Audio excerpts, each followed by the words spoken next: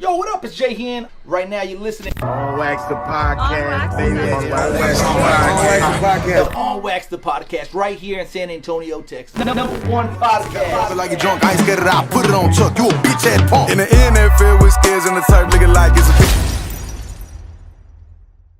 Hey, yo, what it do, baby? It's your boy Jay Hen, and I got a very special guest in the motherfucking building. Oh, shit. He is literally one of the motherfucking staples of San Antonio hip-hop. When I think of San Antonio hip-hop, two, three, four names come up to mind, and this is one of them. Questions in the motherfucking building. What up? Hell yeah. Oh, I got a hell yeah. All right, I fuck with that. Boy. Yeah. Man, we was talking earlier, man. Been wanting you on this podcast for such a long time. Right. I have receipts since 2023. You sent them to me. Finally made it happen. You sent me receipts. You said, bro, I asked you like 4 years ago. We're here now. We're here. You're not in your house. I'm not in my house. Yeah. So I'm glad that we get to come to the. I get to come to the set, which here it is. Yeah, what bro. You think? On you like Wax. It? I love it, bro. I love every bit of it. So man, I'm excited to be here. I apologize for wearing sunglasses on your podcast. I thought I brought my regular glasses with them. So without them, I'm blind. So that's the only reason I don't think I'm cool or anything. I just can't see. Here's the craziest part. Beans, you ain't told nobody, but these buttons aren't even connected right. Oh, Why? shit. Huh? What happened? Like the give me the hell yeah. Are they able to hear that? Yeah. Oh, shit. I heard it in the headphones. Now, I know you heard it on the headphones. I didn't know if it was going to get it from the phone. Okay. But man, we're fucking here, man. Question. So much to talk to you about your life. I was talking to a friend yesterday, and he's not originally from San Antonio, but he's been here for a few years. I was like, bro, you have to know who Question is. I was like, he had that fucking banger of a song, Riding Slow with Sean Kingston. He's like, no, I've definitely heard the song. I was all like, he had some crazy stories because like I'd talked to you in the past. Your BFR episode to this day was my absolute favorite episode of theirs just from your stories. And I'm telling him a few of these stories. He's like, so you're saying he's lived life? And I'm like, that's what I'm saying. Life. He's lived life. I'm still living it. Yeah. It's crazy. I appreciate that. The BFR podcast. Shout out to those guys. That was fun. Flaws I've known pretty much since he was a kid. So he's always been my little bro, little knucklehead friend. He saved you from getting. He literally saved my life. So shout out to Flaws. Flaws, man, it almost went down, and then he showed up with half his neighborhood and made sure that I didn't get 86. That's fucking wild. So Flaws, I got a lot of love for. Beans and Rich are awesome. So the fact that podcast was well received, and I believe I told some stories on there that I had never told. So I was just gonna say, did you get in trouble for that episode? Nah, nobody hit me. Maybe that's because nobody saw it. Okay. No, I'm just fucking with y'all. Beans like that one. There you go.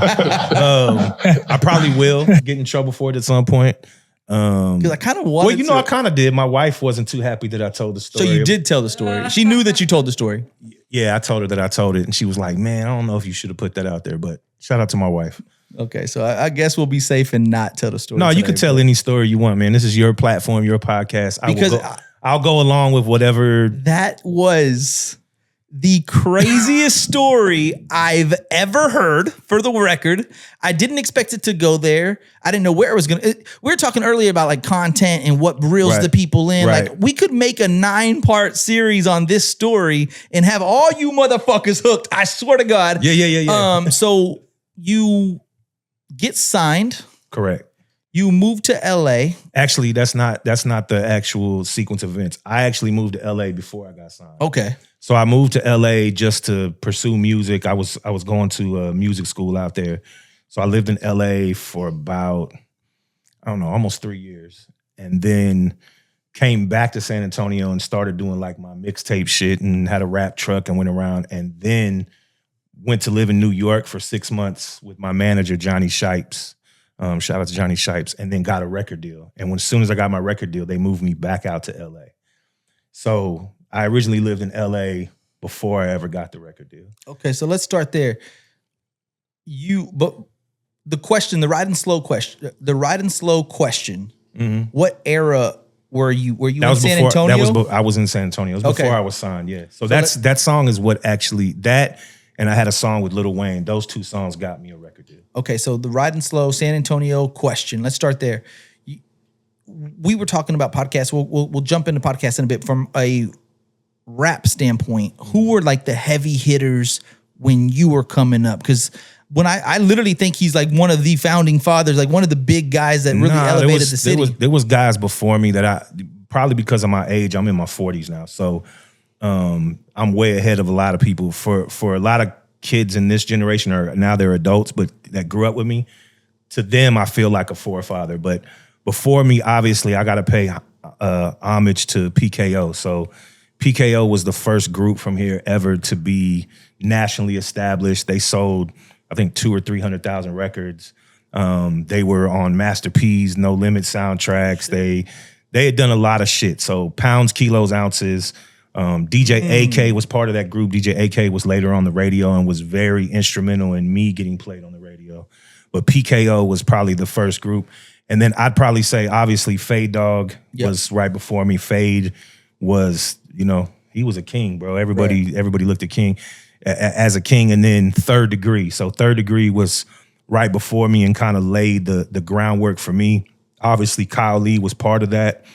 Famous was part of that, Little Ken. Yep. But Livola. So the funny thing is, shout out to Marky G, shout out to Live.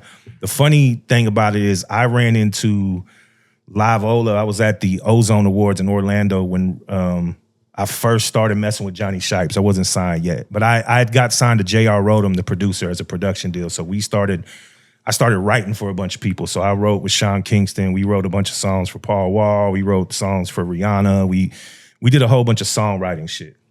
Riding Slow originally was supposed to be for Paul Wall. Oh my God. Paul didn't like it. So then JR and Sean were like, well, Q, you should just put it out. It's a dope song. So I had this record. I run into Livola. I say, bro, I want to get you on this record I have with Sean Kingston on the hook. We're in Orlando. Live's like, yeah, man, when you get back to San Antonio, hit Juan from Urban City. So I hit Juan. When I get back, it's like 2 weeks later, and Juan was like, we not really fucking with Live no more. But I got Kyle. You can put Kyle Lee on it. And I'm still trying to get a hold of Live. Can't get a hold of Live, so I'm like, well, fuck it. My manager at the time wanted me to put someone else from San Antonio on it. So I put Kyle Lee on it. And then the rest was history. It just took off from there. It was on the radio. And then 45 radio stations picked it up, got in rotation. And then we put Bun B on it as a remix. Yep. And then DJ Felly Fells, my homie out in LA, was on the radio on Power 106. Me and Nipsey had the same manager. So he was like, bro, Nip's starting to blow. You should put Nipsey on this song. So we took Kyle off and put Nipsey on it. And it was the West Coast remix, and it was all over the radio in LA. Oh my God. And then right around that same time, the Empire was doing all these mixtapes with Lil Wayne. They reached out to me about doing something for The Drought Is Over 2, which was Lil Wayne's mixtape. Sent me this record. He said, man, send me a verse back. I wrote 2 verses, so I sent him both verses. I said, just pick whatever one you like. For some reason, they put both verses on the mixtape. I like both. Yeah, so I have a song where Lil Wayne's the first verse, and I'm the second and the third verse, which was unconventional at the time. And then I'll never forget. That shit's legendary, bro. Yeah, no, bro, it changed my.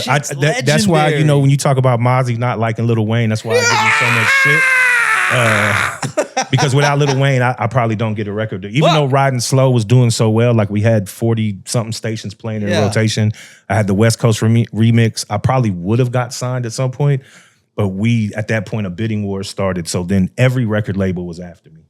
And my manager at the time ended up getting a label deal because of it. They basically were like, you have Nipsey in question. We're going to move Cinematic over to Epic Records. So that's kind of how that whole thing played out. But yeah, bro, I had 6 or 7 labels because at the time I had a song that was hot on the radio, and then I had a record with Lil Wayne. That's fucking. So yeah, that changed my life, bro. That's what kind of pole vaulted me above a whole bunch of shit, and then from there I hit the ground running. I put out as many mixtapes and music and collaborated with everyone from Gucci Mane to Trey Songz to. I mean, everyone you can think of, man, they had me in the studio with. That's insane. So yeah, man, it catapulted me strangely. Do you think that's the reason why you don't have more music with Third Degree? Because there's not that much content with you and them, right? I only have like 2 or 3 songs. Right. It was on the verge of them kind of breaking up. I mean, Kyle was still involved and all that, but when I started to to have my climb. I think the first show that I ever did was with Third Degree. Oh, dope. So I opened up for them. That was the first show. That was before Riding Slow. I just put a mixtape out. I opened up for him. Juan from Urban City actually did pull me to the side because I could rap my ass off. I wasn't a great performer at that time. He pulled me to the side and gave me a ton of advice. Yo, you need to do this and interact with the crowd and what. And so shout out to Juan, man. Juan really did kind of help mold me as a live performer.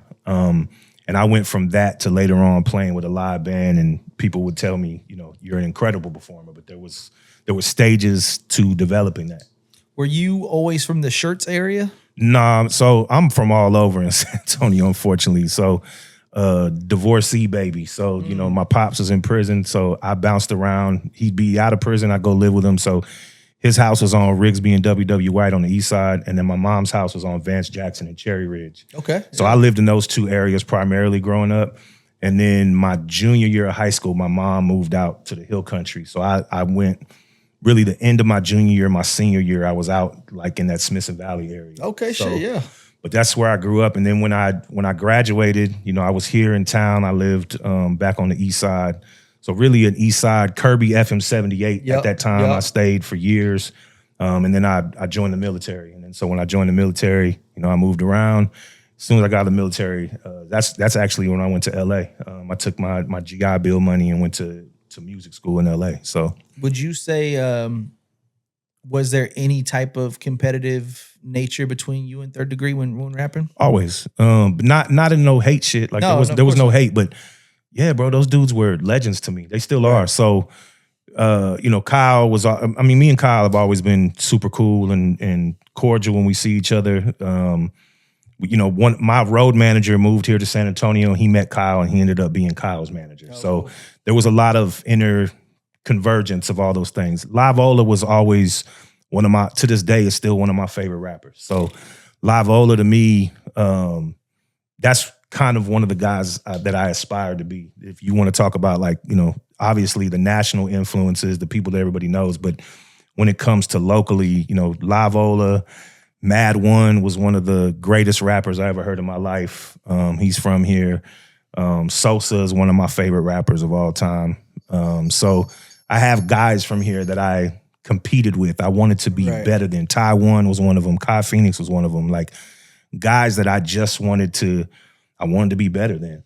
So, like I had mentioned, I'm from Smithville, motherfucking Texas, The home of DJ Screw. The home Screwville in the building, baby. That's what I'm talking We about. was huge on SUC. I personally loved Swisher House, Paul Walker Millionaire, Swisher House, Slim Thug, Mike Jones, all them guys. And I bought the Homer Pimpson CD, and I heard Third Degree for the first time. And then that's when San Antonio on the Map came out. So although I wasn't living in San Antonio, I had family in San Antonio. So you And I vibed with it quite a bit. And so when motherfucking Live Ola says, Jordan scared to roll dice because he heard I break mics. Yeah, They would have said, bro. it's the big Live Ola and a program to wreck. Program I to said, wreck, baby. God damn, who the fuck is this motherfucker? I'm only used to Houston rappers. Live. Who the fuck is this? Live to me, the thing that made Live really, really special to me is that he had that down south Texas flow and feel, but he had like this East Coast lyricism sensibility. And obviously he has ties to New York, so you could hear that where it had like this East Coast vibe and at the same time had this screwed up vibe. And he's always been able to combine the two.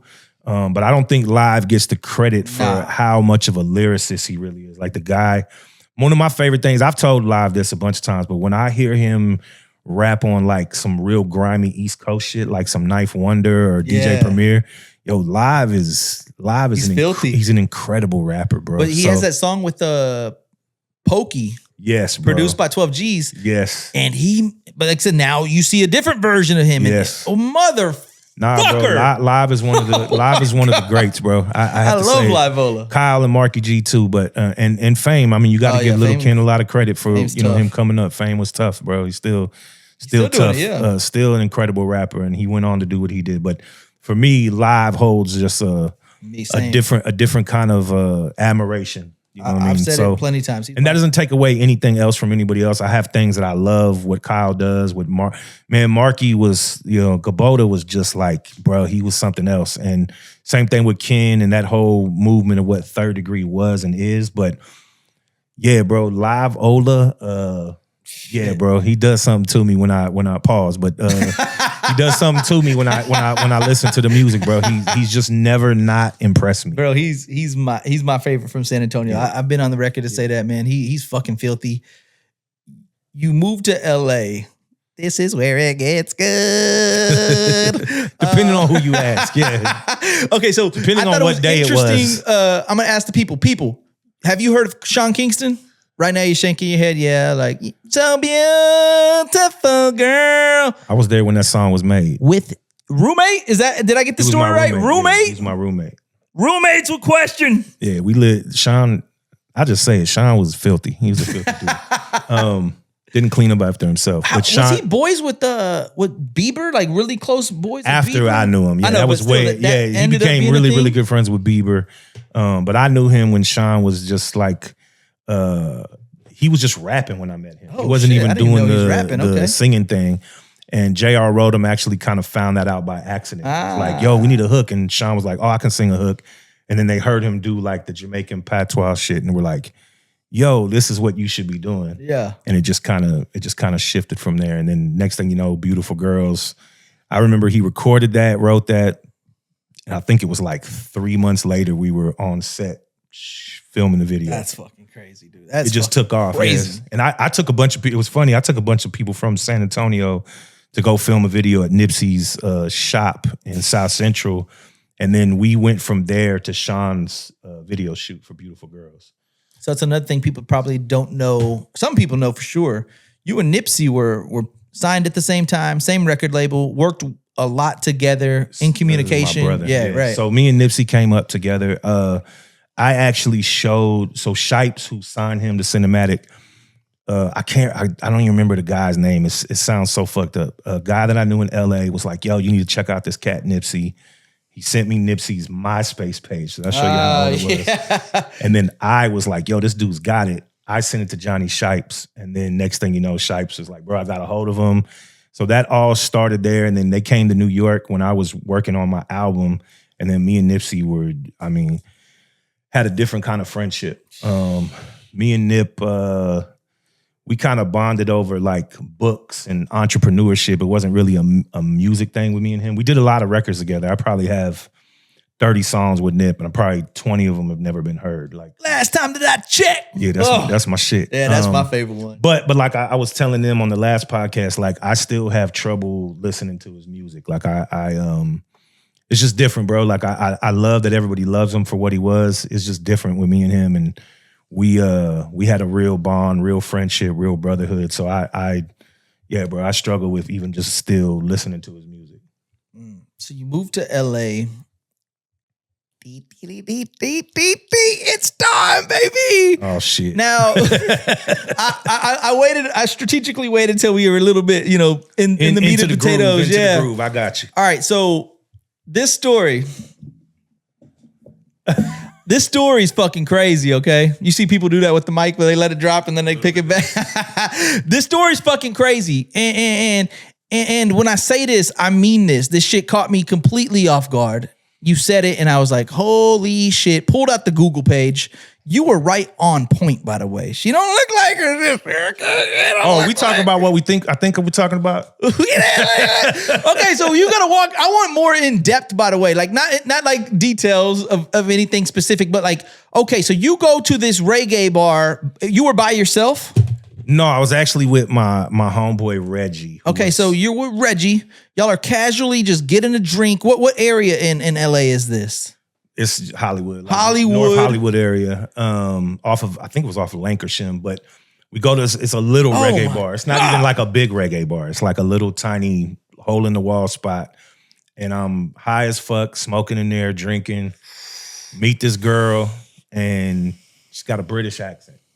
And she's hot. Like, I was like, damn. And she's just, where are you from? And I told her I was from Texas. San Antonio, baby. And then it just turned into something else. She's just like, oh my God. And I'd love to hang out with you sometime. And she's doing all that shit. So I'm like, cool. And then we just keep drinking. Yeah. And she's like, do you live close? And I actually did. She's like, well, I'm gonna go with you. I told Reggie, hey man, I'm bouncing with her. So we leave, Go back to my apartment. I had roommates at the time. Yeah. Sean So I Kingston's watching. No, this is before Sean lived with me. So I had 2 roommates, my boy Ian and Tim, and I have to I'm telling them like, hey man, I'm bringing the chick home. So they kind of clear out because I had a bedroom that I shared. We had 2 beds in there, so I had to kick my guy Tim to the couch. Yeah. Take this girl in there and just, oh man, y'all are putting it on the screen. We didn't even say the name. Yeah, bro, I do my thing. You know, I mean, for real, do my things. I'm drunk. Yeah, I'm for sure. kind of new to LA. Like this, I think I'd only been living in LA for like 3 months. Okay. So I'm like new to LA. So you love LA at this point, goddammit. Yeah.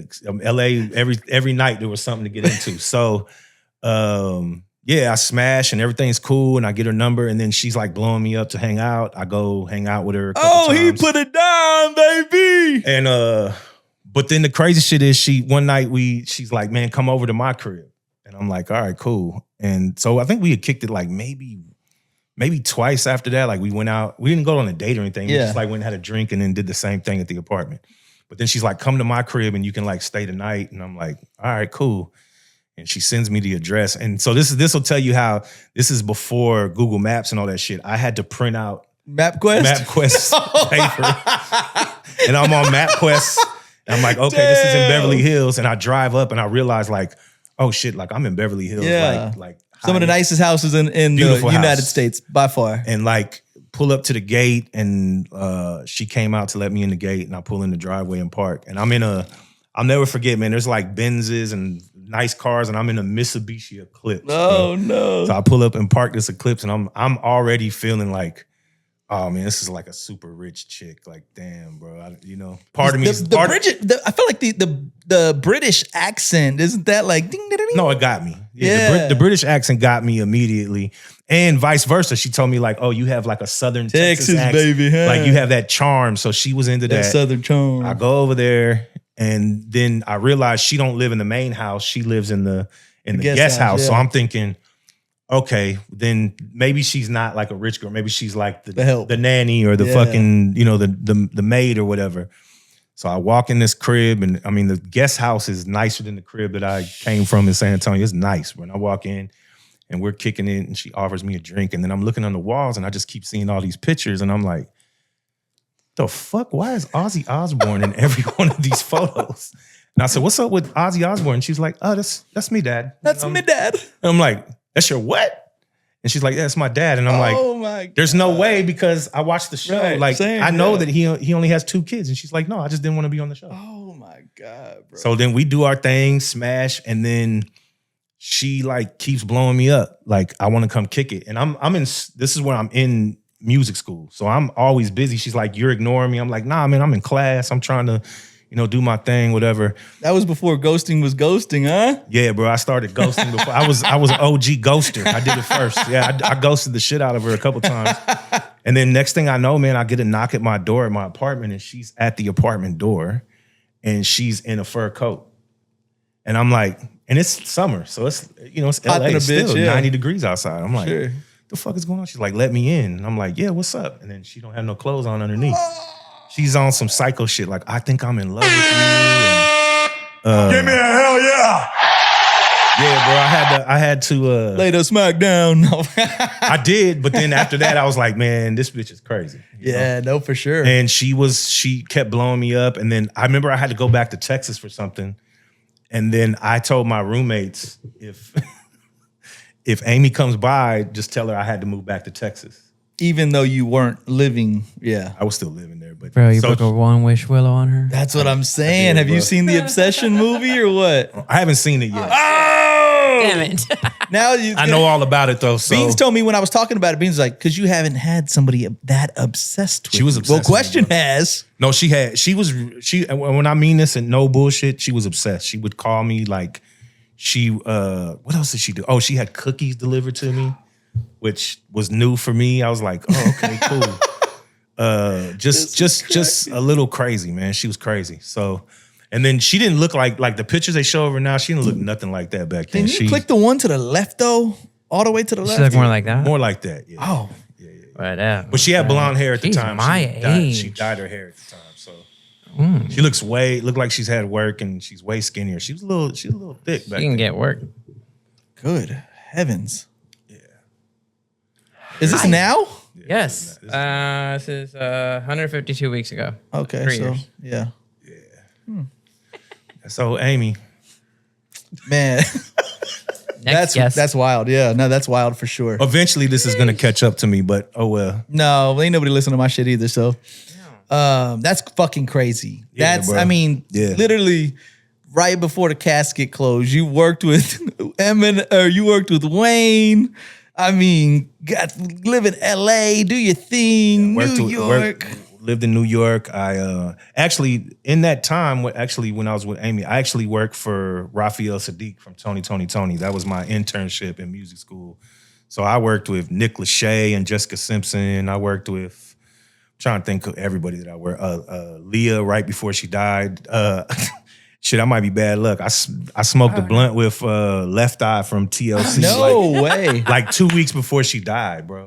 And what's crazy is I'll never forget it because she came in the studio. So I tell the story at the time she was dating Suge Knight. Left Eye was dating Suge Knight. A lot of people didn't know that. So I had a run-in with Suge Knight at Raphael's studio. He comes banging on the studio door and like, I don't know who it is. So I go to open the door and he just pushes me out the way and says, "Hey, cracker, you don't hear me knocking?" And I look and I'm ready to fight. Because you're a big motherfucker. So I'm ready to fight. I'm like, what? And then I look and I realize it's Suge. And then I look outside and there's like 2 full SUVs full of people in the parking lot. So I'm like, yeah, I probably should just stay the fuck out of this. God. And he's like, "Where's Lisa? Where's Lisa?" He comes in the studio like, barking. And Raphael, of all people, came out. Raphael is from East Oakland. A lot of people think he's like this neo soul. But man, he came out talking shit to Suge. Like, Oh, fuck boy. Suge, and you ain't gonna do shit, and get the fuck out of my studio. You don't come in here barking, blah, blah, blah, blah. So it turned into this whole thing. He leaves, and then Lisa invited us into the studio, and she smoked. She was all into like organic everything. This is way before everybody was doing this Right, shit. She was yeah. in organic eating, vegan, the whole nine. So she wouldn't even get rolling papers for blunts. She'd get the outside of an onion. And she'd uncurl the onion and she'd roll the blunts in the onion skin. So not the onion, but the skin around it. And then would seal it with honey, with organic honey. That's wild. And so I've never heard anybody doing I that. smoked an onion blunt with her and got higher than I probably Does ever. does it taste any different? No, you don't even taste the onion because it's the Right. outer shell. So Yeah. you don't even taste Just it. burns off? It burns slow. I say, but does it burn slower? Burn slower, bro. So I got super high with her. My D'Angelo story, I don't know. I don't even think I told it the last time I was here, but so D'Angelo was working with Raphael Sadiq at the time, God rest his soul, because I'm a huge D'Angelo fan, but he came to the studio, or he was supposed to come to the studio to film. They had a song called Be There off of Raphael's album, and he was supposed to come film the video. And so the day he got to LA, they didn't tell me anything. I didn't know he was coming or anything. And Raphael's, the woman who ran the studio, she said, "Hey, Raphael has a job for," I was an intern. So he Yeah. was like, "He wants you to drive to Santa Monica and go drop off this package at this hotel. And it's for this guy named Malcolm." So I didn't think nothing of it. I'm like, cool. But I didn't know LA that well at the time. And of course, it's MapQuest days. But my boy Reggie, who was my dude that I went to school with, I told Reggie, "Hey, bro, can you come with me? Because I don't know where I'm going." He's like, "Yeah, I know exactly where it's at. It's off of the 3rd Street Promenade in Santa Monica." I'm like, cool. So we drive there. I show up and I realize that the manila envelope I have is full of chronic. It's just a big fucking bag of weed in there. And I'm like, this motherfucker sent me on a dummy mission. You know what I mean? Like, I show up to the hotel and I'm like, "I'm here to see Malcolm." And they say, "Oh yeah, he's in room 208 or whatever it was." I go upstairs and he's like, "Man, who are you, bro?" And I say, "I work for Raphael." He's like, "Man, come on in, bro. You want to smoke?" I'm like, "Hell yeah." Open that bag. He opens it up and it's Right then and there, the same shit you brought him? He opens it up.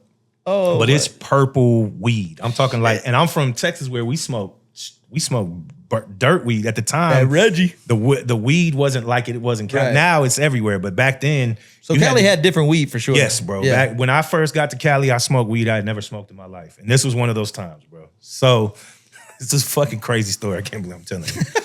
So he's rolling White Owl blunts. I remember they were White Owls. And I was like, I never seen anyone smoke White Owl blunts. Yeah. So he rolls like 2 of them and we're smoking. And again, I'm like, all right. And I see this out of the corner of my eye, I see this guy walk out of the shower area.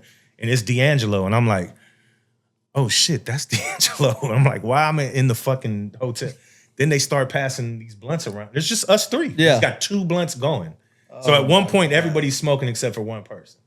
So the blunts are going around, and I'm chiefing my mind out. And he's like, hey, bro, that's the chronic. Chill, like, yeah. You finna turn like Smokey. And I'm like, nah, man, I've been smoking since I was a kid. He's like, okay, bro, if you say so.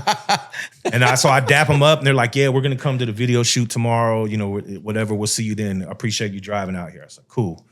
Man, I go out to the car, get in with, and I left my homeboy Reggie in the car for like 45 minutes. He's like, bro, and this is not texting days, you know what I'm saying? Flip phone day. So he's like, damn, dog. Like, man, I was like, man, my bad. I get in the car, I start driving, and I just feel my heart go. And I'm like, oh shit, I'm high as fuck. Yeah. I'm like, bro, I've never been this high in my life. I'm driving over? I finally pull over and see on the highway out there on the fucking 405, they got these little phones every like 5 miles if you break down. I pick up the phone and call 911. Why couldn't your boy drive?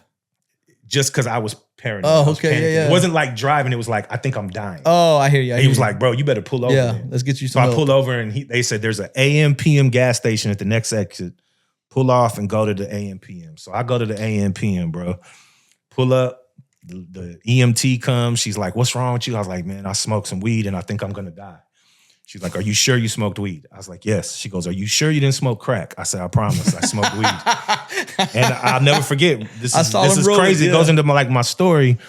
I developed a Xanax addiction because of that day. They gave me Xanax to calm me down. And the next thing you know, I'm taking Xanax all the time.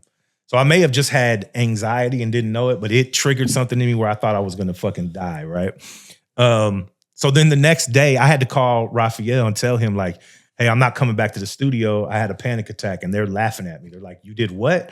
I'm like, the EMS came. They were like, get the fuck out. Like, why would you call the EMS? I was like, I don't know. I thought I was dying. Didn't die, yeah. So I come to the studio the next day. I show up. Everyone's clowning me. Felt They're fine laughing. I felt fine the next yeah. day. I was fine. But everyone's like, oh, look, who can't handle the weed? And like, I'm He's like, been man, smoking fuck it. all his goddamn life. Yeah, bro. It was just a thing. But D'Angelo Oh, didn't. Texas boy over here. That's what I got. I got all that. Like, but what was crazy is that D'Angelo didn't show up. And they have like production is there Right. waiting For him him. to film. He doesn't show up that day. That whole day he's supposed to show up. While we're there, there's a guy working on the set that's having a conversation with Raphael, and he's like talking about Jimi Hendrix. And Raphael is a big Jimi Hendrix fan. D'Angelo was a giant Jimi Hendrix fan. When he recorded that Voodoo album, he went to Electric Ladyland Studios in New York City to record there just because Jimi Hendrix did. And the other part of it was when he made that album, he said he kept having dreams about Jimi Hendrix, like coming to him and telling him what to write and what to sing about. And it was all some weird shit, right? Right. He doesn't show up that day, but the engineer, the guy that was there for production, he's telling fucking Raphael, man, I have rare Jimi Hendrix tapes that have never been heard. They're on reel to reel. And fucking Raphael was like, bring them here, bro. Like, I want to hear them. And he was like, man, you know, I know they're worth a lot of money. He's like, nah, bro, like they're safe here.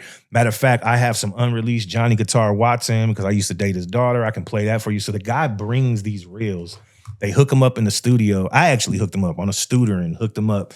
They're playing this music, and it really is unreleased Jimi Hendrix. It's like him talking like, yeah, baby, that sounds good. And he's doing all this shit. So they still can't get D'Angelo to come to the studio. Raphael says, hey, text Malcolm and tell him that we have unreleased Jimi Hendrix tapes. He will come. And sure enough, they told him within an hour he was there. So he shows up at the studio. He's pushing everybody out of the way. He goes in the studio. He says, put it on. Then he says, hey, can you go get me as many candles as you can? I want candles. So I go to Ralph's and buy all those little, like the little Virgin Mary candles. I buy like 20 of them, bring them to him, bring him a lighter. He goes in and he's like, yeah, set the music up for me. He said, come back in a couple minutes and hit play for me. I'm just going to zone out and then I'll do that shit. Bro, I fucking leave and then I come back in and D'Angelo is sitting butt naked Indian style in the middle of the studio with like 20 candles around him with this Jimi Hendrix music playing. And he's like, leave me. No. And I'm like, yes, sir. what the fuck is going on? So I go out there and then Raphael's laughing. He's like, yeah, bro, he's weird like that. He stayed in there for like 3.5 hours. God damn. And then came back out like 3.5 later. Has Like, nothing- all right, I'm ready yeah. to shoot. And then they That's shot the music video. That's So yeah, fucking bro, I have crazy. like a million true Hollywood stories like that. Run-ins with people getting shot at, fucking. Yeah, bro. LA was a crazy place for me. But you did mention Xanax, and I've been on this Xanax 3 kick for like the last 48 hours. Oh wow. And what I'll say is, it's some grown man music. It's some grown folk business music. Yeah, man. Xanax 3 was a weird album for me because I liked it. I'll tell you what's weird about it. That was the album losing my record deal. So I made an album, like some of that was recorded while I was still signed, but a lot of it was just songs that I put out or recorded right after I got out of my record deal. So there was a lot of real grown man shit going on. Like I had signed a $500,000 record deal and then got shelved. So when you get shelved like that, like I couldn't work anywhere. Right. And I couldn't put out music.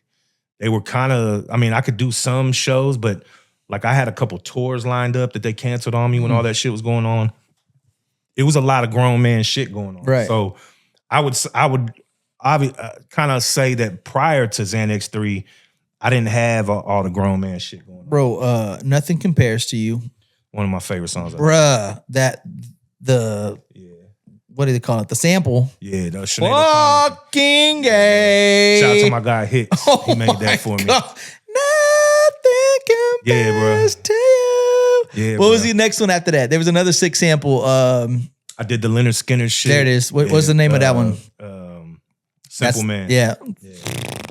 You know which one, surprisingly, it wasn't my favorite, but I swear to God, how many people listening have watched the show Power with Ghost, Tommy? On Xanax 3, if they come up with another season, bro, I couldn't quit listening to it as the theme song to Power. What song do you think I'm referring to? I don't know. I didn't want to do it. Oh my yeah, bro. God. All I could think about was like, Yeah, this that's my is man, a Polygraphic from here, song produced that. Yeah. for Power. Like it just sounds like what's James St. Patrick? Like if had to James kill St. the old me, Patrick yeah. had a theme song, it would be Question. I didn't want to I do never it from even thought about Xanax that, but 3. That's a good observation. Yeah, that song is It was, I mean, literally, it's the show. It's St. Patrick. That's it. yeah, for sure. No, I agree with that. Damn, I never really thought Have you about watched the show? that. Of course. Then you would 1,000% yeah, agree no, with that. it adds up. That's crazy. Holy shit, that's a banger. I appreciate that. Holy shit, that's a banger. That album was one of the most difficult projects I've ever worked on. It was really the last project I ever worked on. I worked on stuff here and there sparingly. I did a project after it, but Yeah. that was the last real hip hop project that I did. Xanax 3, guys. We've got Apple Music, Spotify, man. Xanax 3. Man, go I run didn't it up. want to do it. Telling Go run you. it up. Go run it up. Nothing compares to you. San Antonio, like when people talk about San Antonio anthems, that should be in the discussion. It was for a while, and then Good. I just think it kind of, with time and age. I mean, gotta remember, I recorded that shit like 13 years ago. So You mentioned Calabar Road in there, bitch. Let's sure go. did. I used to live on Calabar Calabar, Road, so yeah. baby. Yeah, baby. Yeah. Yeah, Man, that was a banger. You have things. The his social media, honestly, I'm not even. That fell beans. I'm not sure if that's a big deal or not. No, that's fine. Your social media is phenomenal, by the way. We were talking prior to recording. You have this the top 5. Love Yeah, the top man. 5. Appreciate that. You just recently started a new segment called The Worst Take. So the worst take is really shout out to Skrills and Mozzie. We took a little break right now because obviously the NBA seasons. We have our off season, but that was something that was kind of grown from just me and Mozzie always debating sports shit. Right. And then one day I hit Skrills. I was like, bro, we didn't plan to make a show. We just wanted to talk about like the Spurs and the finals. Right. And then it just kind of grew legs from there. So that's Well, something that I enjoy doing. Have you ever thought about questionable takes? Yeah, bro. I think about, man. So I have ADHD. That's the reason my marketing company is called ADHD. I have so many concepts and ideas that I'm actually at a point where I just had this happen to me. I had an idea that I pitched to a company and they kind of ran with it without me involved with it. And I even just told this to Skrills. I was like, bro, I'm going to just start putting this shit out there when I do this stuff so that if somebody takes it, there's documented social proof that these ideas came from me. So yes, questionable takes, fucking everything you can think of, I've probably thought of doing. And I have some real cool shit that I'm working on next. So I'm always, unfortunately, I can't turn my brain off. So you had mentioned Mozzie. Me, Mozzie, J. Ross, and Flaws all had this episode about Texas hip hop. Yes. And I came to the table. I was like, man, Bun B initially did it with Complex. I forget what, like, but he had to rank rappers, and it was like on, you know what I'm referring to? It was like he had to like put them in place, and then he'd switch them, and it really inspired me. I was like, man, we should do this because like I'd mentioned, like I am so like balls deep into Texas hip hop, specifically Houston, but like who's your guy? Before we do this, who's your guy? Paul Wall, baby. Paul Wall, baby. Paul's my brother. So I love that's a good choice. Paul Wall. I love Lil Flip. Lil Flip first, and then Paul Wall. Those are my guys. But I know what you're gonna hit me with is that you're not my favorite rapper of all time. You're not a fan of. No, and I think that's what kind of stirred up controversy with me and the boys, because I have this analogy, because we're talking sports, we're talking hip hop, right? Like that's you, right? That's me. That's what we are, and this is gonna piss a lot of people off. In 3, 2, 1, we don't even have to talk about Jordan, right? But like I'm under the impression, like my thought process is, the game evolves and you get better. Like that's just where my head goes. I don't disagree with that. Because like I watch back in our day too, I don't even know if they have it anymore, but back in my day, they used to play on ESPN or ESPN2, ESPN Classics. Classic. We talked about, yeah. We watched basketball on ESPN Classics, and in my head, I don't give a fuck what kind of defense they play. What you put Steph Curry in that motherfucking game, he's scoring 100. So when we talked about the best or the number one Texas rapper of all time, a lot of people go to Scarface. And I think he opened the door for everybody, and he's the founding father. He's the godfather. I'm okay with all that. Mm-hmm. And he's a great storyteller. I'm pretty familiar with his music. I'm not a huge fan. Sure. And so when I was on that platform, I said, he's like the Bill Russell. He's like the founding father of the Texas hip hop scene. But like, these guys are better now. Like these. So I'll give you some, I guess, something to chew on with this. Pause. When I've never used pause in a sentence in my life. There you go. I just figured that was double good. pause, triple pause, all that. Here's the thing with when we talk about like eras and we talk about moments and like your generation, right? Those things, you can't quantify those things in fandom. Like somebody who right now, let's say you have my son, for example, he's 20 years old. All of a sudden, he's big on like, yo, I fuck with Jay-Z. Yep. Right? But he didn't grow up with Jay-Z. He wasn't part of that era. He knows nothing about it. You cannot feel the impact of somebody simply based off of, I'm going to listen to their music. If it's past where it was released, that moment in time, those are time capsules, right? For sure. So Scarface, to me, in my time capsule, in my era, he was the first of his kind. Nobody was making music like that. The storytelling aspect, you had Slick Rick, you had a couple, but bro, Scarface told stories in a way that I didn't see a man die until, a man cry until I seen a man die, and Hand of the Dead Body. And so Face had all this music that at the time, nobody was making music like that. You connected to it on a level that it's like filmmaking, right? When you talk about filmmaking, like bro, with technology and the way that you can create film now, there's no way that you can say this film made now isn't technically better than something that was made 20, 30 years ago, right? Oh.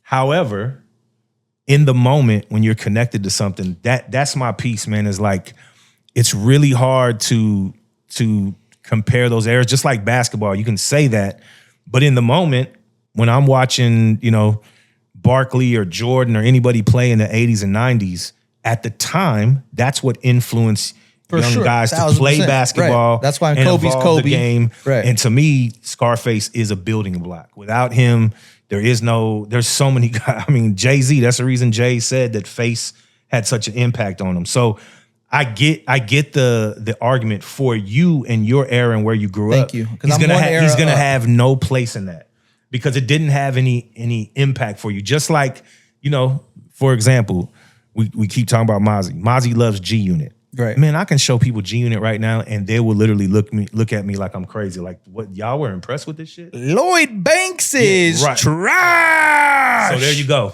But here's the thing. I think for me, Scarface, the reason he holds such a high regard for me is one, he was from Texas. For sure. And he really was one of the first, you know what I mean? Like to really be from Texas. People loved, yeah. There you go. UGK was in that conversation, but they were post Scarface. Scarface, you know, the first Ghetto Boys album I think came out in 87, 88.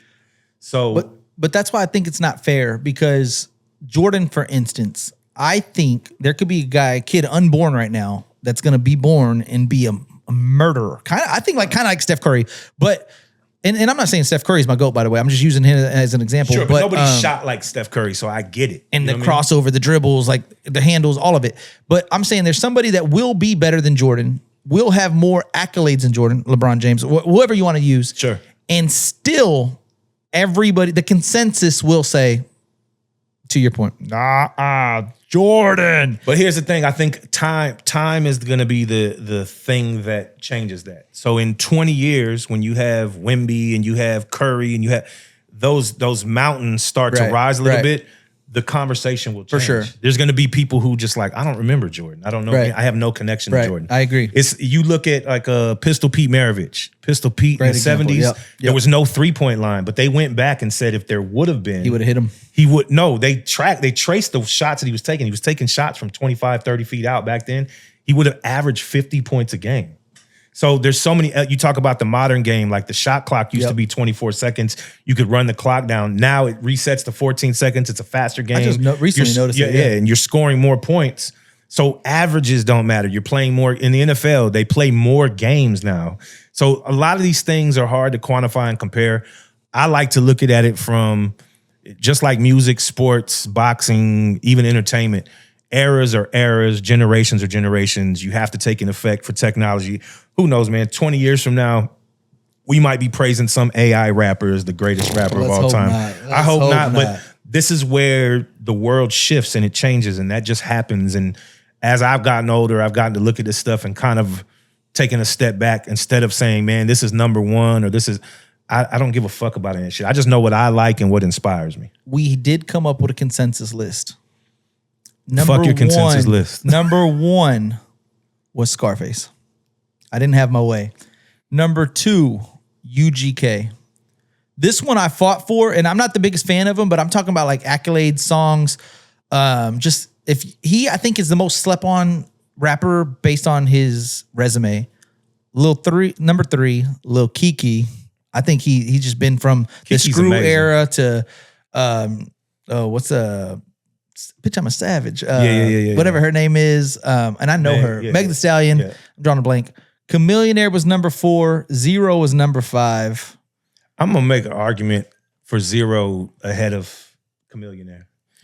I love Cam. Like, know him. We have the same publicist. Cam is incredible. But Would Cam, those be your 5?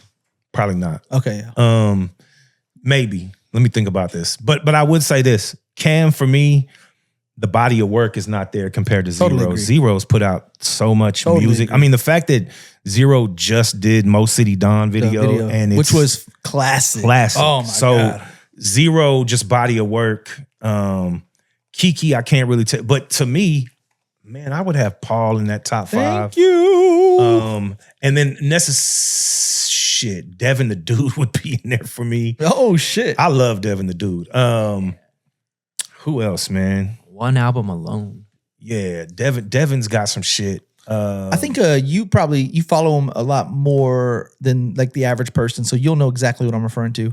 I think Smooth Vega made a great point. He said if you go to anybody outside of Texas and say name a Texas rapper, Paul Wall's you're going to gonna be name the first. Paul Wall. And I totally agree. You're going to name Paul Wall. So I dealt with that when I came out. Like when I was doing shit, people would tell me, "Oh, you're a rap. Oh, are you like the next Paul Wall?" Paul is like the ambassador to Texas. Right. I think the musicality of him, he doesn't get the credit that he's due because he's like a character. So Agree. it's almost Agree. a caricature of who he really is. Paul's an incredible artist, but if you go to like Paul's features, like the shit he did on Drive Slow with Kanye, Grills with Nelly, like and then obviously he was on Still Tippin'. Like he's had, I would argue, a bigger impact than Chamillionaire. Easily. But for me, Cam quit. You know, Cam just said, "I don't want to put out music." You watch a lot of UFC or no? A little bit. So I'm gonna be real honest with you. when UFC started, I was really, really big into it, like early. And then I kind of checked out. I don't know. I have no explanation of why. I just kind of checked out. This last year and a half, I started to really, really get back into it. Okay, so there's this fighter named Habib. I love Khabib. Okay, well, I think Chameleonaire is the Habib. Yep. He's undefeated, but he didn't defend his title but twice, and then he retired early. So it's like Connor and everybody's like, agree. bro, like he was great. He's undefeated, but like who has he fought? Who has he defended his title with? And that's kind of like Chameleonaire for me. I think the sports analogy I would make, Chameleonaire is like the Barry Sanders of Texas hip hop. Okay. He's a guy who exactly right. retired Too early. Too early. And if he wouldn't have, I think he would be, in that top tier. A guy on the list that I think doesn't get a lot of credit that I think should is Travis Scott. Like, Ooh, okay. To me, Travis, what he's done in hip hop, I think the only reason why he doesn't get put on these lists and talked about is that he's not a guy who flaunts this Texas shit like I'm from Texas. Well, he had the RIP DJ Screw song. He had the album called Astroworld. He did, has references. But I think it's not like the tribe of what H-Town rap was. sure. Like he's not trying to do that. He's trying to be a global star. But I have a lot of respect for Trav. I've told that story. I don't think I told it on the podcast. I don't know if you know this. When Travis was going to UTSA here in San Antonio, that's about the time Riding Slow was taking off. Oh, And nice. he was in college. I had a friend, shout out to my guy Zach. He tells me, hey man, my guy Travis, man, he loves your shit. He's a dope artist. You should check him out. Wrote me on, it was on MySpace. Checked him Travis out. Scott wrote you on MySpace? Yeah, I didn't think much. shit. I didn't think much of it. I told him cool. I kept kind of like, yeah, let's meet up. Like 2 or 3 different times. We met up at a bar one night, but we didn't really talk. And then I just kind of blew him off. And then like 3 years later, he just exploded. So yeah, shout out to Travis. And now my boy Zach has shot for Travis a bunch. He helped with that documentary. They've been friends since the UTSA days. And Zach's originally from San Antonio, lives in Brooklyn now. But yeah, man, I think I hate lists. I used to love them. I hate lists. I'm gonna give you one more list. Go ahead, bro. Because this one pisses me off. I hate lists. I'm gonna say This it again. one pisses me off because Did I tell you that I hate lists? Here's a list for I'm saying Okay. the absolute number one Houston hip hop song of all time, right? I'm saying it's number one, right? Okay, which one? And they shit on it, and we as a consensus labeled it number 8. So like that, we're talking about that's a fucking big gap, you know? Who's they? The government? The government. We talking about Mozzie in there? Yeah. So if I'm asking you, what is when you think of Texas hip hop, you got to put like somebody from Michigan says, man, play me your number one Texas hip hop song to make me feel like Houston. What would you play him? Depends on what day of the week it is. I'd probably say Still Tipping. Okay, that was my number 2, and it's been my number 1 for a long time. It's my favorite. What's number 1? That's what I My wanna- favorite song is Still Tipping. I think Mo City Dawn is the most Houston hip hop song of all time. Here's my argument against it. I only have one argument. I would agree. But number 8 though, I don't know about number 8. I'd put it in my top 5. for sure. I think. But the only thing I say about Mo City Dawn is that you talk about like impact. Still Tipping was global. It introduced everybody to Texas hip hop. You can go back to some of those Ghetto Boys, Mind Playing Tricks on Me. There's a ton of records that have come from Texas that were huge records. For sure. Mo City Dawn was at the time really a Texas thing. Like Right. when I was in LA, a lot of people didn't even know who Zero was. And that's just being real. Like at the time, nobody knew who he was. And it gradually kind of blew up. I think impact has always got to be in that conversation. Now, to your argument, if it was a song that you're just showing somebody who's never heard anything, I think that personifies Houston and the fact that it's over. I think the only thing that's lost on people, that's over an Eric B. and Rakim instrumental. Yep. And the fact that he chose like this old school hip hop instrumental with the Arabic shit and then just goes, it's the way he uses the lingo and the linguistics and yeah, bro, Mo City Dawn got to be in the top 5 for me. Still Tipping, Mo City Dawn, Wanna Be a Baller. That's not even the first song I think about when I think about Southside. Zero. What's the first song you think? I hate you. Yeah. But I don't know if I Hate You personifies Texas. No. Right, and that's no. that's It's when me just and a Flaws got time into of- it. Yeah. It's just a point in time. He put Riding Dirty. It's like, bro, don't be disrespectful. Riding Dirty is not a Texas hip hop song. Like, that's a Texas hip hop artist. Yeah, That's not. I wouldn't stop. think Riding Dirty. Nah, He's like, oh, what it was. I don't think Riding Dirty. Riding Dirty's dope, but Ringtones. I wouldn't put that in. Again, to Sitting Southside by Lil Southside. Kiki. Might Southside. be, Yeah, come on. I don't know. Southside would be in there. Yeah, Southside. Want to be a baller, Sitting surprisingly. sideways. Want to be a baller is definitely 25 was a lighters. huge- 25 lighter. Oh Yeah. shit! I ain't think about that. They put Diamonds in Wood. They wanted to put that one up higher, and I was like, nah, I can't. Beans, Diamond- were you there that day, right? Yes. Yeah, Diamond- okay. Diamonds and Oh Wood my is, God. is honorable just a mention for me. Yeah, I think Beans was riding with Diamonds and Wood for a while. Yeah, but Mo City down at 8 was crazy. Before I get you out of here, though, because again, I really do. I wanted to give you your flowers. We talked prior. I love the fact that you are so big about collaboration. That's the biggest thing. Like, again, I've known of you since I was in high school, doing the podcast, tried getting you on for a long time. Been seeing things here and there, like I said, the top 5, the worst take. I talked to people about you, and they're just talking about how big you are on collaboration. And I think San Antonio needs more people like Question in their ear, because you hear like, oh, San Antonio's full of crabs in a bucket. That's why we're never gonna make it. And that's why we're never. And to a sense, it's true.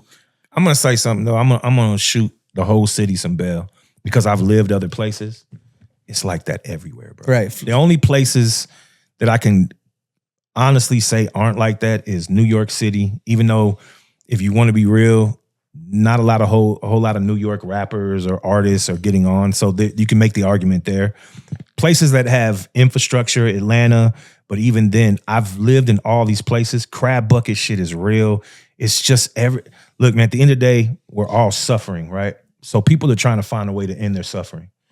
Especially, the economy's bad or whatever you want to go into, people are trying to find a way out. And anybody who's doing the same thing as you, unfortunately, you're going to look at it as like you're trying to take what I'm trying to create, right? Like tomorrow, it's just human nature. I'm doing a sports show, and then if I see someone else doing something similar to me, there is going to be a bit of, Ew, yuck. what the fuck are you doing, Yeah. right? Like you Yeah. told me earlier, you said, man, I'm the number 1 podcast in San Antonio, and people got upset up their ass about it. Yep. My whole thing is like, why can't you say that?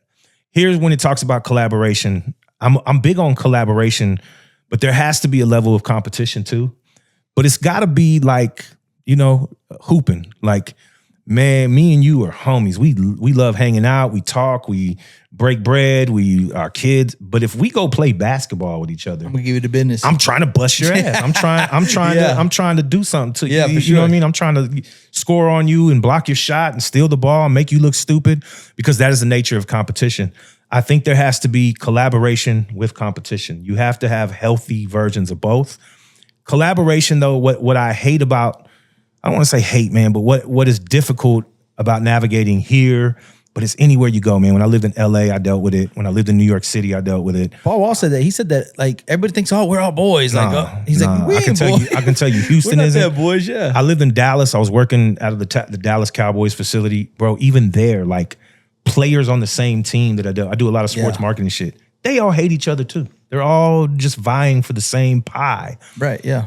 The thing is if you collaborate with someone, there's a chance you can build a bigger pie. There's a chance that you can co-op and say, man, let's build a network. Instead of all working independently, build this together, and then, hey, let's have somebody who knows what they're doing. Like myself, I will say that. I know how to market. I do this with a lot of businesses, a lot of brands, a lot of athletes, a lot of entertainers.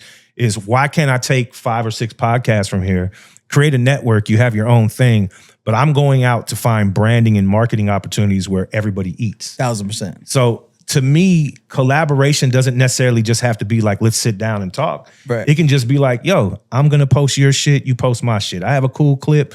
I might collab on a post with you. There's no reason why not to evolve. And if you really believe in yourself, if you really, this goes to like when I was making music. And by the way, I am making music again. Let's go. When you're making music, if you really believe you're the best, then why the fuck are you scared of any competition? Right. Because if somebody's better than you, it's only going to make you work harder. It's only going to be like, yo, how can I? And I promise you, bro, I'll give Mozzie and Skrills flowers. They created a platform that a lot of people were like, yo, I want to create something that looks and feels like that, right? And try to be better than it. There's nothing wrong with, I keep telling them that. They need to know there's nothing wrong with competition. Competition, when it turns into beef, is the issue. When it's like, I'm hating on you because you got something that I wanted. That is human nature, bro. Like you asked me earlier, did you ever feel any competition with Third Degree or any of those guys? Yes. Right. Yes. Right. I'm a fucking MC. I'm a rapper, of course. I want to be the best. I didn't care about making the most money, none of that shit. I just wanted to be revered. I wanted to be really, really good at what I did and get admiration for it. I wanted someone to say, bro, what you did was incredible. It's human nature, bro. I don't give a fuck. People can act the humility part of it or just be really stuck up. I'm somewhere in between, bro. For sure. I'm somewhere in between where, yes, I want my flowers, but again, you don't have to kiss my ass to do that. I don't need that. I just need a little bit of affirmation because that's, at the end of the day, that's what we're all looking for. We're looking for me to walk in here and tell you, Jayhan, what I told you off camera. What you do is incredibly dope. It's dope what you're doing. You're building something. You have to continue to do those things, right? You have to continue to evolve what you're doing. And at some point, the more attempts you make at this, you're going to figure out a pattern and a formula that's going to be successful for you where this takes off and hopefully you get to quit your job and do this 24/7, right?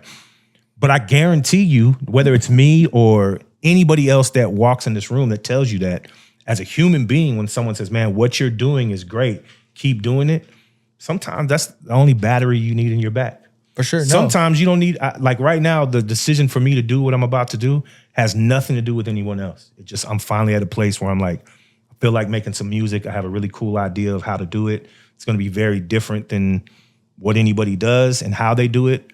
And that's the innovation execution part for me. So what's your 5 favorite podcasts in San Antonio? I hate lists. There you No, go. I do want to ask you this. If you were to start a podcast, and it's not even a podcast really, but like the reason I'm going to frame it that way is if you could start a podcast and have 3 guests from San Antonio, just like people that you think are interesting, whether it's their background, music, acting, whatever the case may be, is 3 people like from San Antonio specific. It's like, man, I'd love to get X, Y, and Z on. Like I would love to get Mario Barrios on the podcast. That's my guy. Done a ton of shit with Mario. So Mario wouldn't be on there just because. Right, but is there? But for you, you should get Mario. Mario's dope. Let me think about this. Next week. Keep going. What'd you say? Next week. Keep going. Oh, okay. That's dope. That's super dope.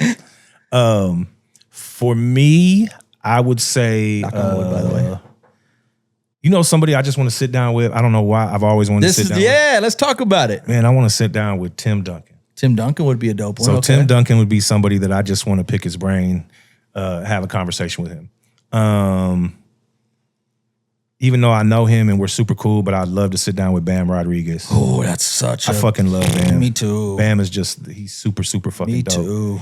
And then the third person, man, it's going to sound crazy saying this, but I do want to sit down and just pick his brain, is Rich Greedy. I know you said you had him on. Yeah. I think Rich is just, man, he's from a marketing standpoint, because I think in marketing, Love especially Rich, what I yeah. do, he's clever, bro. Like music aside, like I fuck with his music, but music aside, he's clever, bro. So Yeah. those are probably 3, but I could probably That's name perfect, yeah. 20 other people that I'd want to sit down with. That's but perfect. Yeah. Tim Duncan. Tim would be one of them. Duncan, Bam Rodriguez, Rich Greedy. Yeah. Nice. But I am starting a podcast. But give me a hell yeah. Something a little different. That's dope, man. All your content's dope, man.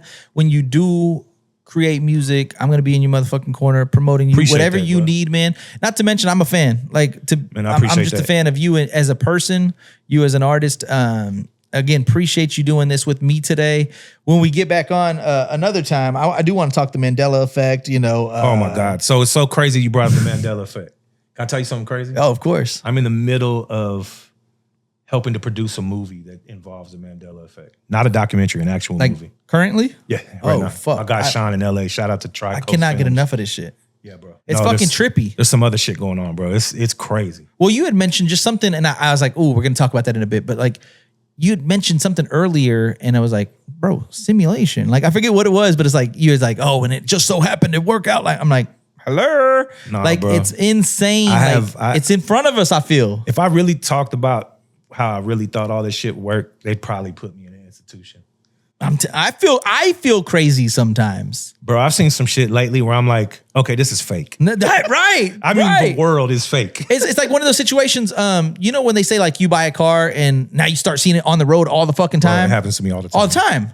I never saw Teslas. I see Teslas all the time. Bro. Me and this colleague just yesterday were walking around, and he just come from a different building at my work, and he was like, dude, have you seen Jose lately? And we just so happened to see Jose. I was like, oh shit. And it was a Friday afternoon where I was like, that's crazy. Then he's like, dude, Morgan's still working on here? Morgan walked by. We're like, what the fuck, dude? This is crazy. Like, it's just crazy how all like my daughter goes to Dallas with her mom all summer. And we had these outdoor strayish cats come around. We'd feed them. I quit feeding them. And she's like, what happened to the cats? I was like, I haven't seen them over a month. Literally, as we're driving up, she's like, oh my God, there's the gray one. I hadn't seen it in a month. And I was like, that's crazy. She's like, you haven't seen the orange one? I was like, nah. As we're going to the door, meow, and I'm like, what the? I haven't seen them for a fucking month. And they just show up. Like, Dog, I'm going to tell you. it's crazy. I'll end it like this. My son, this was a couple years ago. It was like a Saturday night. He was playing AAU basketball at the time. He was like, I don't know, 12, 13 at the time. And so I'm playing NBA 2K with him.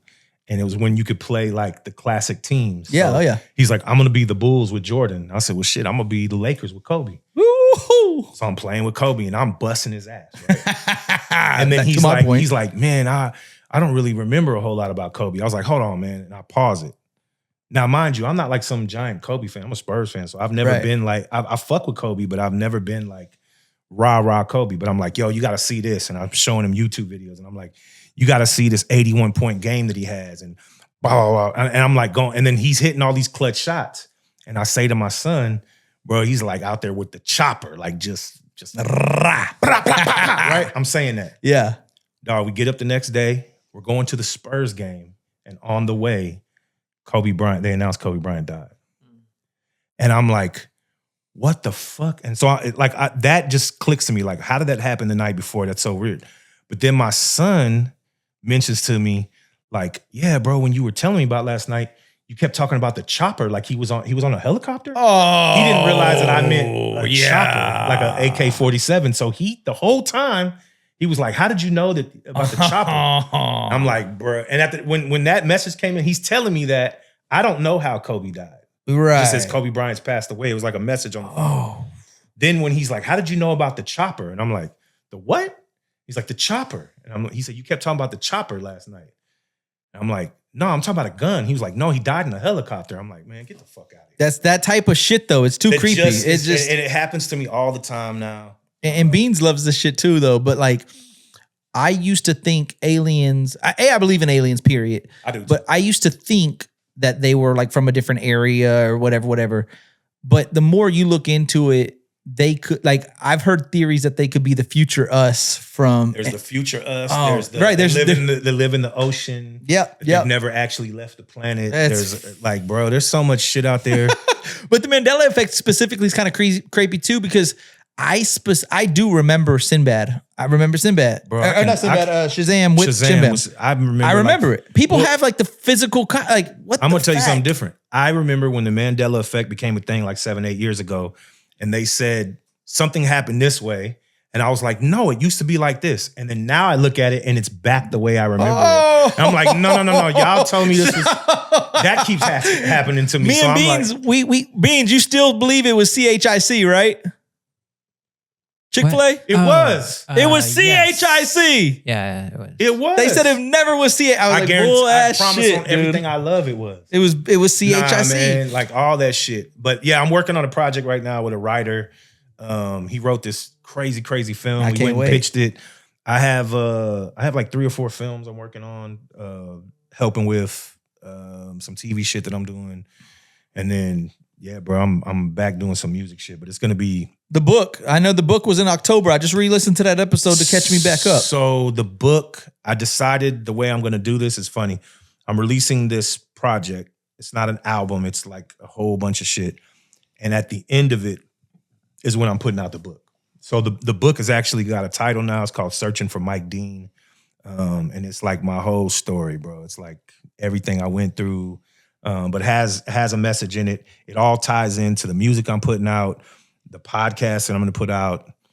There's a whole just ecosystem, a whole world. That shit, fuck that. I remember the Febreze. Oh yeah. Yeah, I got a whole bunch. Fuck that shit. That shit pisses me off. Yeah, that shit pisses me off. The Oscar, okay, look. Oh my God. Hold on. Stop. This is the one I'm talking about. A couple years ago. Stop it, Beans. Hold up. A couple I haven't years seen ago, the Oscar Mayer one yet. Bro.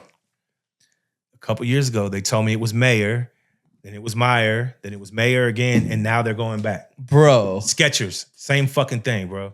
Oh yeah, Skechers for sure. Wait, nah, bullshit. There was never a T in Skechers. No.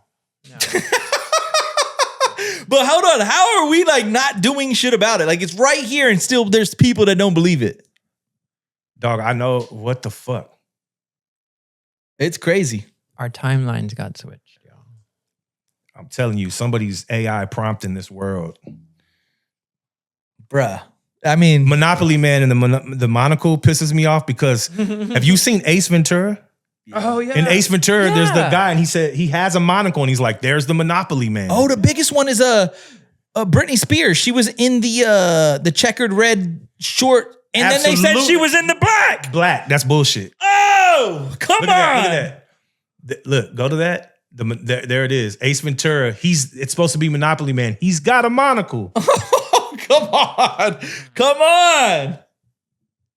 It's insane. But yeah, I think my mom had made a point. She said like when it's like a record, right? When like the record skips and then it can skip and it just goes back into different timelines and different realms. The CERN, all the CERN shit they're doing with the the Hadron Collider, like, bro, that shit. Okay, the cornucopia. Oh, that's a big one too. I know yeah. for a fact they had a cornucopia. I remember it. Cheese Its and Cheese It. Oh, Wait, hold on. What is that?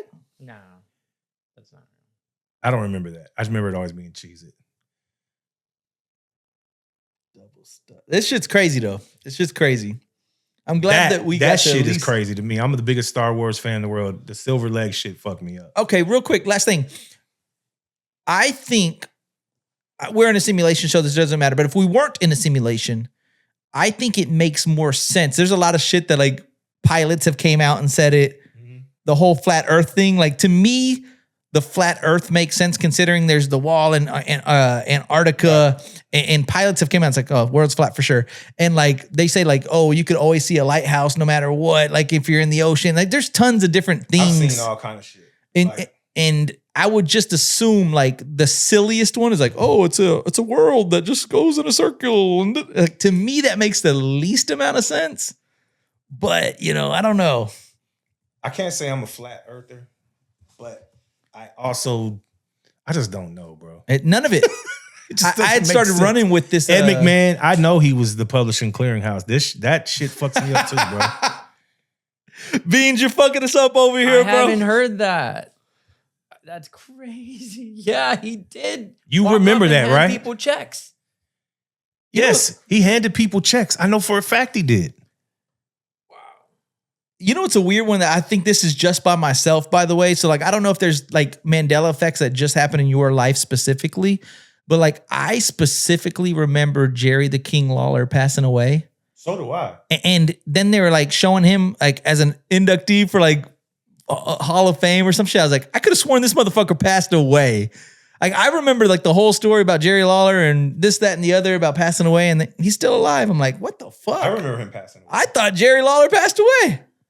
That was a weird one that I don't know if the public would bounce like That one is bullshit. Mr. Rogers, it's a beautiful day in the neighborhood. Yeah. Was always, it's a beautiful day in this neighborhood was not what he sung. Oh, last one for me. Last one, I swear to God, because this one's because you went lyrics. Me and my best friend LJ, we're riding in a car together, right?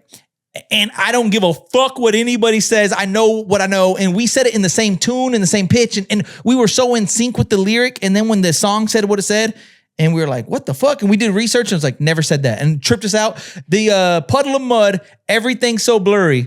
Remember, everything's so blurry. And then he gets kind of aggressive and he goes, and everything is so fucked up. I know that. Bro, It's never been fucked up. It's always been messed up. No matter if it's an edited version, unedited version, they said it's never been. And everything is so fucked up. It's remember always it being been. fucked And up. everything is so messed up. But it's not even like we were singing it and we were both like, and everything is so fucked That's up. bullshit. I've never heard that one. Smokey. Smokey Bear? It's Smokey the Bear. It's definitely Smokey the Bear. What? What? What? Smokey Bear. No. Oh, Doesn't fuck. even go together. Fuck. This shit's crazy.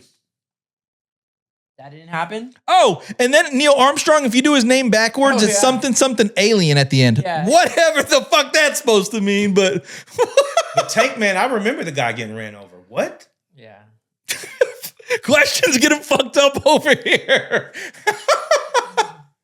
No, this shit's all crazy, bro. This shit's all crazy. Yo, this is... Yo, fuck this. yo. Is this even real? This ain't real. But then, like I was thinking, like Nort's Mr. Alien. with If you I was spell it thinking, could we all be in our own simulation, like The Sims, kind of, right? Possibly. And because like your Kobe Bryant story, right? Like that happened in a moment for you. You know what I mean? Right. And there's been times where like there's certain things that happen with just me, and I'm wondering like, damn, is this just my shit? And like you're like you leave right now. It's like, all right, boss, nice to find. Yeah. Let me know. And then like I'm talking to Beans for a bit, and then you walk out the door and it's like, you know what I mean? Happened except for me. That true. shit's crazy though. Like I think about shit like that. That one's bullshit too. I remember Yeah. if you build it, they will come. Yeah. No. Was never he will come. No. I fucking love that Beans is balls deep in this shit too. This shit's crazy, man. Yeah, fuck that. Any which way, man. We do got to get you out of here. I had never met you before. Heard of you, heard a lot about you, heard nothing but great things about you. Wanted to get you on, and this has exceeded my expectations, man. appreciate it, You bro. It was fun. literally mean a lot to the city. I think whenever the fuck this is what it is, and whatever the dust settles, like you're gonna be remembered as like a fucking dope ass dude, humble dude that really fucking lived life and made it, man. Like I said, you could make a docu-series of some of these stories and some of the, like this shit's plan on fucking it. crazy, man. I'm planning on And it. You'll be on can the tell list. I could tell you this. Yeah. don't say that. Don't. I'll be on some list somewhere. It's crazy to think. I can though. say when people say that to me, like, man, you know, you mean a lot to the city. The city means a lot to me. Right. So I just it made me who I am. I've always been proud of. You know, I remember being on the radio here, and one of the, I think it was David the Freaking Weekend, was like, I don't like calling you a local artist because you've gone. And I said, bro, I love being called a local artist. Right. I take a lot of pride in it. And I do know I'm cognizant enough to know that I did some things first, which is great. And I'm also, you know, humbled by the fact that so many people have like said, hey man, I inspired them in some way, For sure. or I pushed them in some way. And that's why I still have those conversations. I think this last year, like I went through some health shit, and it kind of put it all in perspective for me. And now really what you were talking about earlier, I just really just want to teach. And so even like the new project that I'm working on is obviously I want to make music and kind of do some things that I haven't done in a long time. It's just time for me to get some shit off.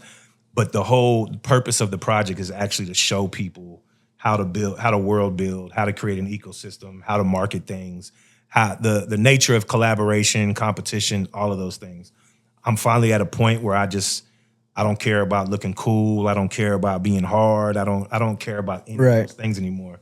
I just want to teach. I had great mentors coming up. I still do.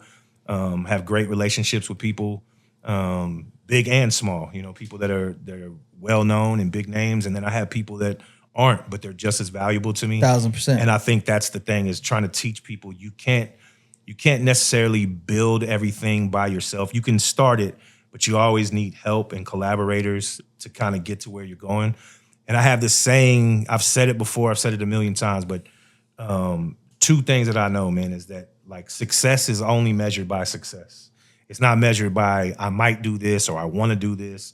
It's just the only metric is success. That's the only way that you can quantify success, is by being successful.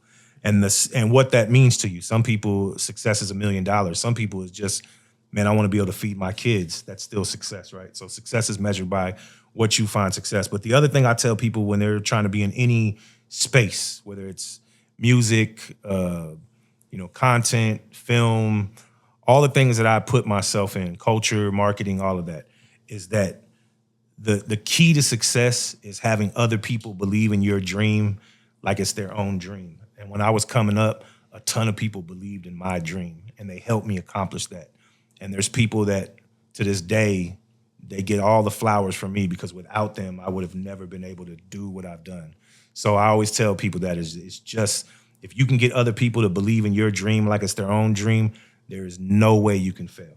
There's no way, bro, because other people they're not gonna let you fail. Believe in me, please. I need y'all to believe in me, please. I believe in Jay Hands. So. Oh, yeah, let's go. My city, my home. Everything that I do it for San Antonio. There you go, Question in the building. On Wax the podcast, Jay Hen. We out this motherfucker, man. Peace. Nothing. Ended with it. It's crazy. Oh! Beans is that motherfucker. BFR Productions, let's go.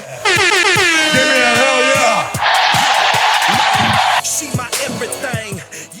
Hey yo, it's your boy Jay Hen, and I got some very exciting news for you guys. If you guys like to have fun and you like to gamble, and maybe you can't always afford to go to Vegas, don't worry about it. I got you covered. If you're in the San Antonio area, you must visit Rustlers Club, located off 410 and Ingram Road. Follow them on Instagram for more information at Rustlers Club SA, and let them know On Wax sent ya.